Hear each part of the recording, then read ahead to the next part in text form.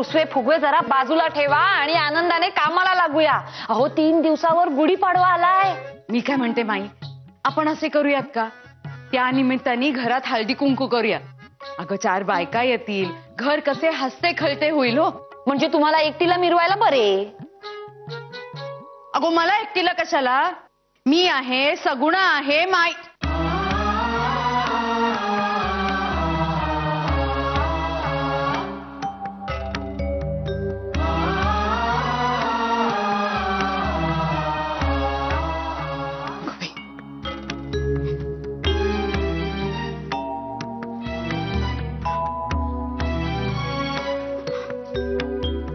माई, अगो तुझे सवाष्ण रूपच बसले हो माझ्या डोळ्यात. माई अगो, माई अगो, अगो माई.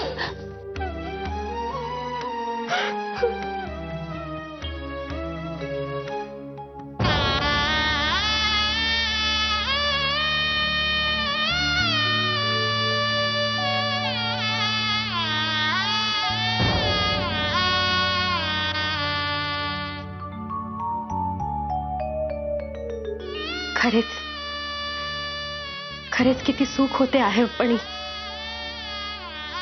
भरलेले कपाळ, सुरेखचा खोपा, नाकी नथ, गळ्यात काळे मणी आणि हातात चुडा. कसा तृप्तीचा संसार चालला होता. दिवस कसा सरायचा पत्ताही लागायचा नाही. आणि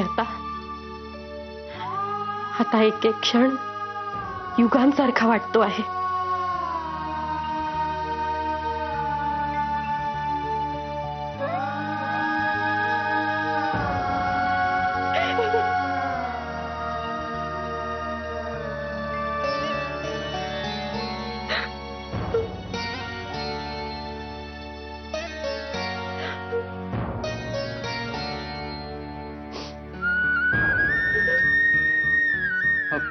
माई, माई, माई तुला बरे वाटत नसेल ना तर थोडासा आराम कर बघू. नाहीतर ना कशात तरी मन रमव, म्हणजे कसे बरे वाटेल. कोणी पाठवले तुला? कोणी पाठवले तुला? माई, कोणी पाठवले तुला? सुभद्रा काकूने. त्या म्हणाल्या की, त्या म्हणाल्या आणि तू इकडे सांकाम्यासारखा येऊन पुढे म्हणालास. पण बरे नाही म्हणजे माईला काय झाले आहे हे जाणून घ्यायचा प्रयत्न नाही ना केला. हाच फरक आहे हो, हाच फरक आहे माधवात आणि तुम्हा सगळ्यांमध्ये. हाच फरक आहे. माधवाच्या हृदयात जी आच आहे ना ती दुसऱ्या कोणापाशी नाही. बाकी साऱ्यांचा नुसता तोंड देखला कारभार, नुसती कोरडी कर्तव्ये.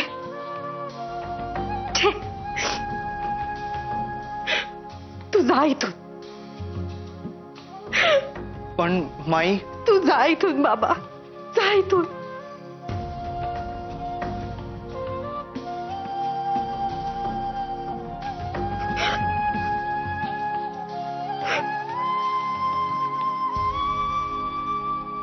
खरेच हो, दुसऱ्याच्या दुःखाच्या मुळाशी जाऊन ते आपलेसे करणे हे काय असते ते एकट्या माधवालाच ठाऊक आहे. खरेच माधवा, तुझी जागा दुसरे कुणीच घेऊ शकत नाही, कुणीच घेऊ शकत नाही.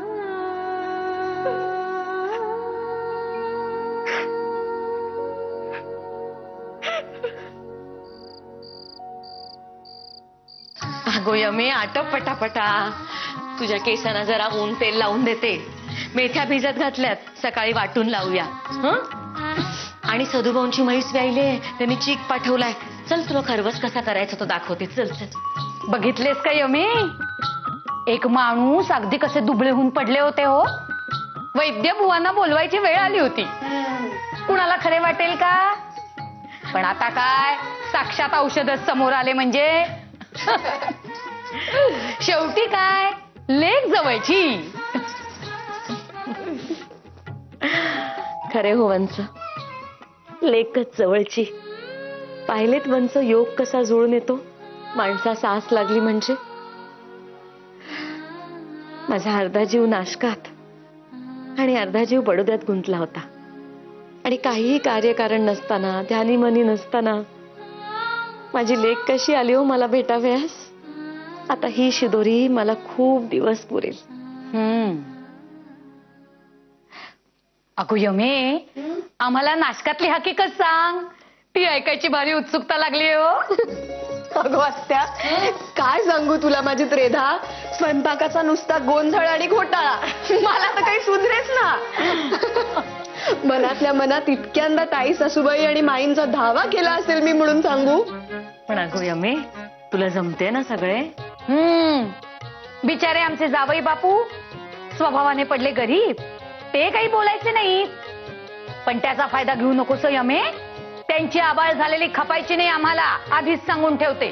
तर लेकीपेक्षा जावयाचेच कौतुक अधिक. आणि माहितीये का, तुमच्या या लाडक्या जावयासाठी मी घीवर करायला गेले. अगो बाई, घीवर? अगो बाई यमे, आणि तू? हो, आणि शेवटी त्यांची धिरडी झाली.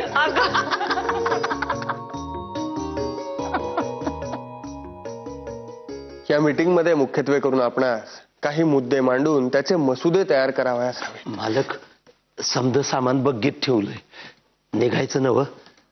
नाही म्हणजे तुम्हाला पार मुंबई पातूर जायचंय, उशीर व्हाया न ग. हा बरे, चला निघूया.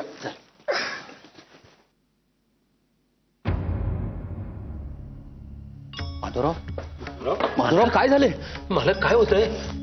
मालक, बरे आता पाणी घ्या.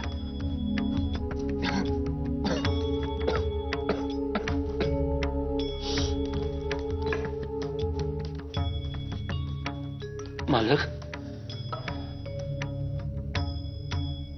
हे पहा माधवराव, तुमची प्रकृती ठीक दिसत नाही.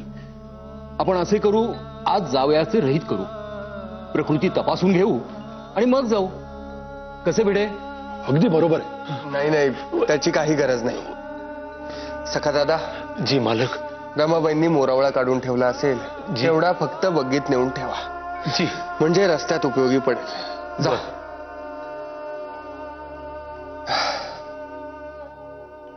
फार काही काळजी करण्याचे कारण नाही. साधा पित्ताचा त्रास आहे, एवढेच. माधवराव, तुमची खाण्यापिण्याची औषधाची आबाळ झाली तर रमाबाई आम्हाच बोल लावतील. त्यापेक्षा तुम्ही आराम करावा हे उत्तम. बरोबर. अहो, काळजी करू नका. आता हळूहळू हुशारी वाटते आहे. जोडून सुट्ट्या आल्या आहेत, त्यांचा योग्य वापर केला म्हणजेच वेळापत्रक जमेल. आम्ही व्यवस्थित आहोत. चला निघूया.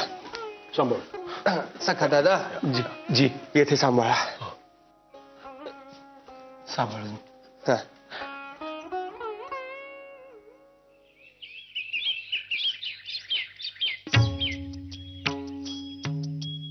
घरातल्या सगळ्यांनी मुक्ताला क्षमा केली.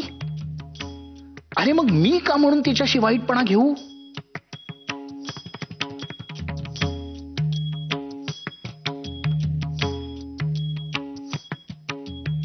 तशी ती मला खूप आवडते. तिने जर माझ्याशी लग्न करावयास होकार दिला तर माझे भाग्यच उजळेल. हे ठरले. आता मुक्ताच माझ्या भावी आयुष्याची जोडीदार. आता लग्न करीन तर मुक्ताशीच.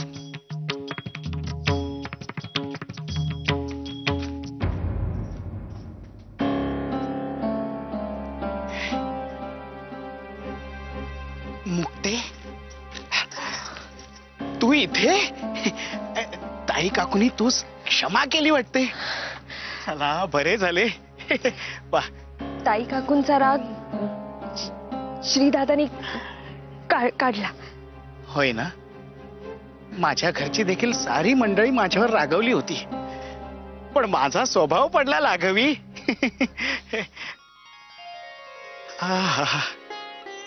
तू हसलीस ना म्हणजे फार छान दिसतेस हो. अशीच हसत राहा. काय आहे, माझ्यावर फार का कोणी रागवूच शकत नाही हो. तुझा तर राग नाही ना माझ्यावर?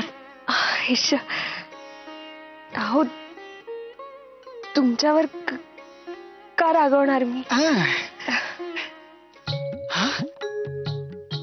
लाजली लाजली बावरले माझे मन, लाजणे तुझे पाहून बावरले माझे मन. वा वा, लाजणे तुझे पाहून बावरले माझे मन.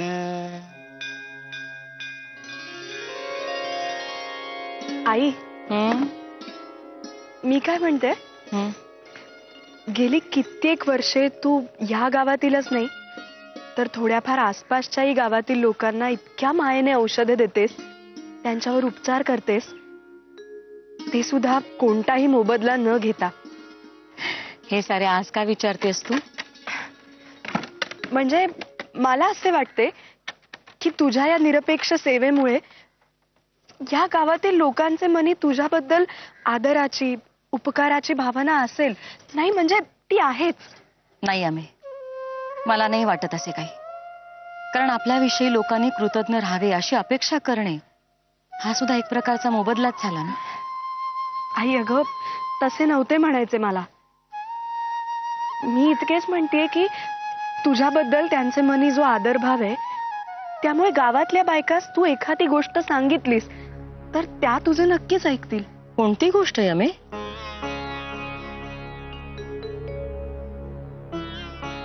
काय गे आम्ही, कोणती गोष्ट? हेच की आपण आपल्या गावातल्या बायकांसाठी शाळा सुरू करावी. काय? डोके ठिकाणावर आहे का तुझे? यमे तुझे लिहिणे, वाचणे, बुके शिकत राहणे हे सारे सासरचे चोचले म्हणून खपवून घेतले आम्ही नाईलाजाने. पण हे असले भलते सलते करावयास हे काही पुणे नव्हे.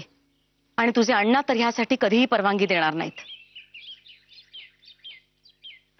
आई आई सांगू का, तुझ्या तोंडून ही आत्ता बोलते ना ती आहे सौ उमा कुर्लेकर. वर्षानुवर्षे अण्णा आणि आत्याच्या मतांप्रमाणे चालणारी.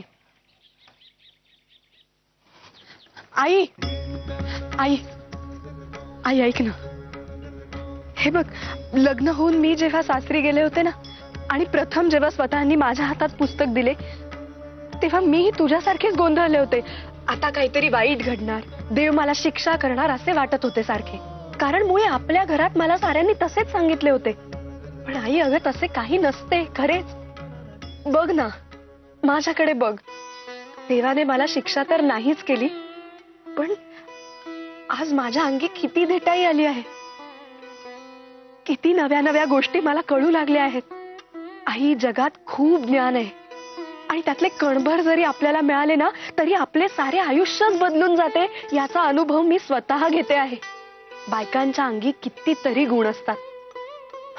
बायका शिकल्या ना म्हणजे या दुष्ट आंधळ्या रूढींचा जाच कायमचा नाहीसा होईल. आई, मुळी त्या रूढीच बायका तोडून टाकतील. अगो काय बोलतेस तू यमे? हे बघ, हे असले इथे काही चालायचं नाही गो. लोक खवळतील ऐकलं तर. आणि आपल्या मनास कितीही वाटले ना तरी शेवटी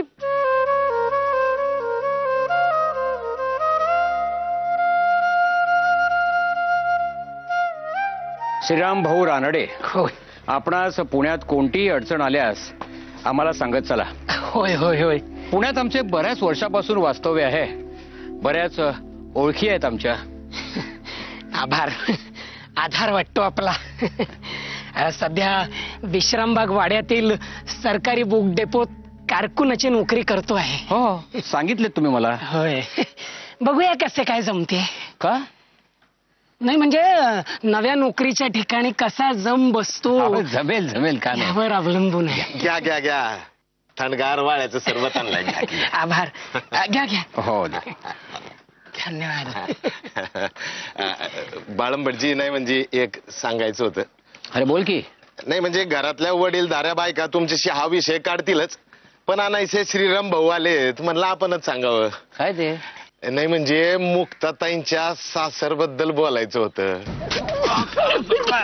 हळू हळूहळू ठसका लागला तुम्हाला. हळूहळू सावका सावका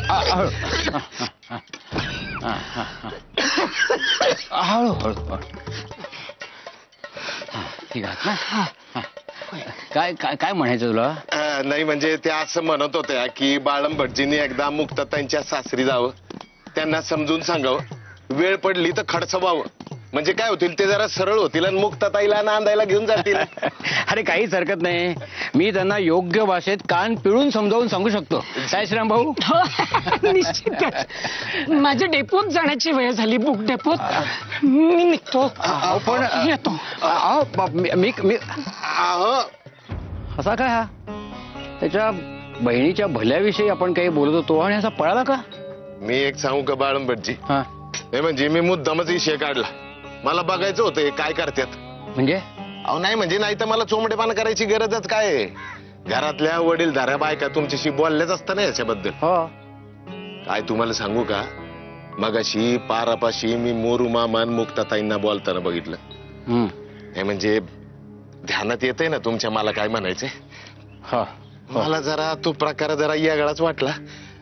म्हटलं काय गौड बंगाल आहे ना, ते शोधलंच पाहिजे बघा. पांडबा, मलाही मोरबाच्या बागड्यात दिसत होते ते. मी तसा त्याच्यावर बारकाईने लक्ष ठेवून आहेच, पण तूही त्याच्यावर लक्ष ठेव. रानड्यांच्या इब्रतीचा प्रश्न आहे हा. आई आई पाहिलेस पाहिलेस, तुझ्या मनासही जे मी बोलत होते ते पटतच होते. अगं कारण विचार करणाऱ्या कोणत्याही मनास पटावे असेच आहे ते. स्वतः नेहमी म्हणतात विचार ही आपली शक्ती आहे, विचार करावयास कधीही घाबरू नये. आई, माझी खरेच फार इच्छा आहे ग आपल्या गावात शाळा काढण्याची. लहानपणी मला दाजी केशवकडे पाहून किती वाटे की आपणही यांच्यासारखे शिकावे. आई ग, माझ्या नशिबामुळे मला त्यावेळेस नाही परंतु नंतर शिकण्याची संधी मिळाली. आई, पण माझ्यासारख्या अजून कित्येक लेकी सुना असतील गावात ज्यांना खरोखरीच शिकायची इच्छा आहे ग. मग त्यांच्यासाठी आपण प्रयत्न नको करायला? नाही ग यमे, एवढे मोठे धाडस नाही झेपायचे मला. तुझ्या अण्णांची परवानगी न घेता तर नाहीच. आई, आपल्या गोपाळ दादाने ज्यावेळेस जातीपातीच्या आणि शिवाशिवीच्या विरोधात पाऊल उचलले तेव्हा गावात केवढा गहजब झाला होता. गावाने त्यास वाळीत टाकले, तो गाव सोडून गेला, पण अखेरीस गावास ग्रामण्य उठवावे लागले, त्याचा मान राखावा लागला. त्यावेळेस तुम्ही सगळे किती खंबीर राहिलात. सरस्वती वहिनी तर अगदी दगडासारखी होऊन गेली होती दादा नव्हता तेव्हा, पण तू खंबीर होतीस ना.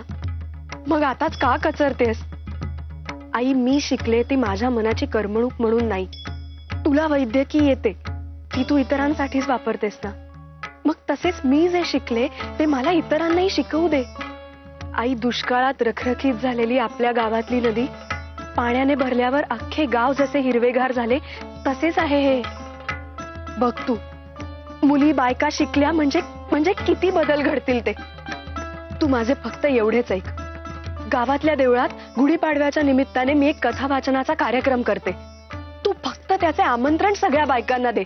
अगो आई, तुझे नक्की ऐकतील त्या. हवे तर मी बोलेन सगळ्या जमल्या म्हणजे. वाटल्यास तुला कुणी विचारलेच तर ही असे काही बोलणार आहे हे मला ठाऊकच नव्हते म्हणून सांग. मग तर झाले.